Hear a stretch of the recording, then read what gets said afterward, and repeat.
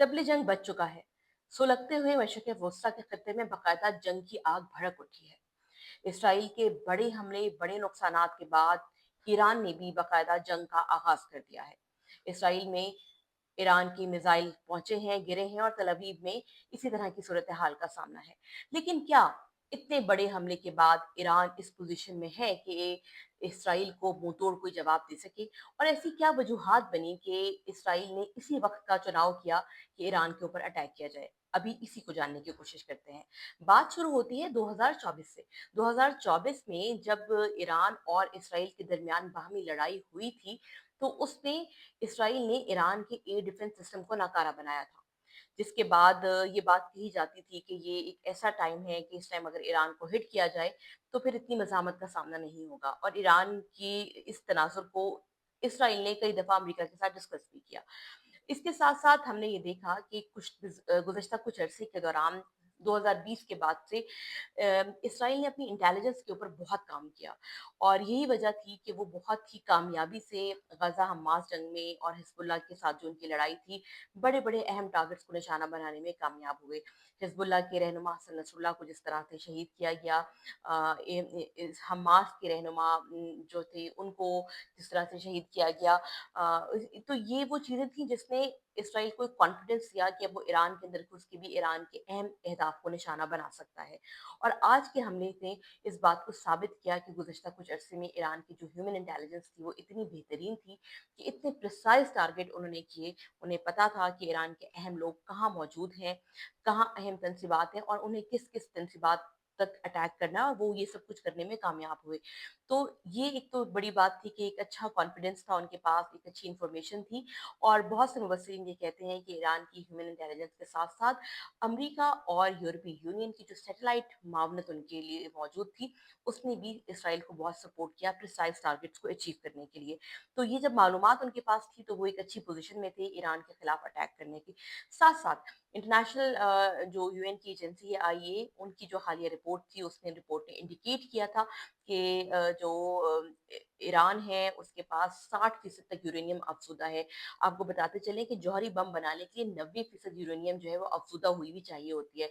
Iran 60% तक वो achieve कर चुका था और वो न्यूक्लियर बम बनाने के बहुत ही करीब था। इस स्टेटमेंट ने भी एक तरह से प्रोवोक किया इसराइल को कि वो कुछ करे ईरान के खिलाफ और उसको लगा कि दुनिया के जो बाकी वेस्टर्न पावर्स हैं वो भी इसको सपोर्ट करेंगे और ऐसे ही हुआ। इस हमले के बाद बहुत से ममालिक की तरफ से ये स्टेटमेंट आया जिसमें जर्मनी भी शामिल है, जिसमें फ्रांस भी शामिल है, अमेरिका भी शामिल है कि ईरान ने ये जंग की दावत खुद अपने आप को दी है क्योंकि ईरान जो है वो किसी हद तक बात मानने को तैयार नहीं था।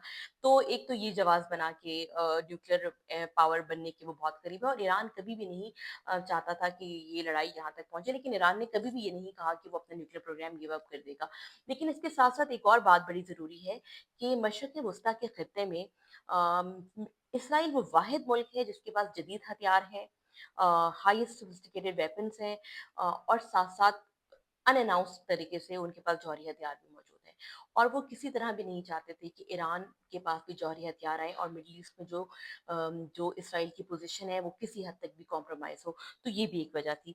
इसके साथ-साथ ईरान की जो प्रॉक्सीज़ थी जिसमें हमास थी, हिज़्बुल्लाह थी, हुसीज़ थे, ईरानी मिलिशियाज़ थीं और साथ-साथ शाम में बशर अल असद की हुकूमत जो उनकी बहुत क्लोज़ सपोर्ट थी, बहुत मज़बूत सपोर्ट रही है हमेशा से, वो सारी की सारी इसराइल ने वाइप्ड आउट कर दी थी। हमास की तमाम लीडरशिप खत्म हो गई, उसके साथ-साथ आपने देखा हिज़्बुल्लाह की लीडरशिप भी खत्म हो गई, इराक़ी मिलिशिया भी उस तरह से सरगर्म नहीं है और शाम में तो बाकायदा हुकूमत ही गिर गई और वहाँ पे एक pro American, pro western ally के सपोर्टर अहमद अल-शरीह की हुकूमत आ गई।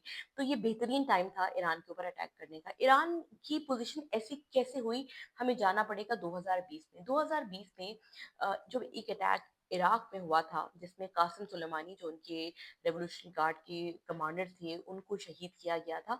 उसके बाद से ईरान वो लॉस रिकवर नहीं कर पाया और पै दर पै ईरान की जो ग्रिप थी रीजन के ऊपर वो कमज़ोर हुई और उसी रीजन की जब ग्रिप कमज़ोर हुई उसमें वैल्यू ऐड किया गज़ा हमास की वॉर ने, जिसके बाद जो है वो ईरान की जो और स्ट्रेटेजिक एसेट्स थे रीजन में वो वीक हुए। तो इस वक़्त इसराइल के पास ये बहुत ही भी आइडियल टाइम था जब वो ईरान को अटैक कर सकता था। साथ-साथ एक और बात जिसमें बहुत इम्पोर्टेंट है, जिसका बहुत ज़्यादा ज़िक्र भी नहीं हो रहा, ईरान के डोमेस्टिक मामलात भी बहुत अच्छे नहीं थे। ईरान में एक भरपूर आवाज़ है जो कि इस वक़्त की जो स्टेट है उसको पसंद नहीं करती है। और बहुत से लोग हैं जो चाहते हैं कि ईरान में सैंक्शंस हटें, लोगों की इन्फ्लेशंस के मसाइल हैं, लोगों की मुलाज़मतों के मसाइल हैं।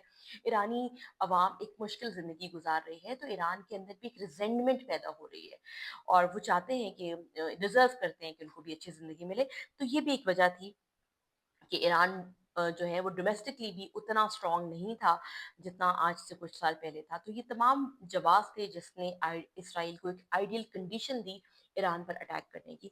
अब अगला फेज ये है कि ईरान इसको कैसे रिटेलिएट करेगा। क्या ईरान के पास इतनी पावर है कि वो जवाब दे सके। तो ये एक बड़ा हमला था जो इसराइल की जानिब से ईरान पर हुआ, अनप्रेसिडेंटेड था, बड़े नुकसानात हुए, अहम तरीन शख्सियात को निशाना बनाया गया। यानी कि ये तमाम वो शख्सियात थी जिसमें कमांडर इन चीफ थे, रेवोल्यूशनरी गार्ड के अहम तरीन लोग थे, अहम साइंसदान थे। ये तमाम वो लोग थे जो जो आयतुल्ला अली खामनाई जो रहबर हैं उनके बहुत करीब समझे जाते थे और अहम डिसीजन मेकिंग और की मेकिंग की पावर्स में इन्वॉल्व थे।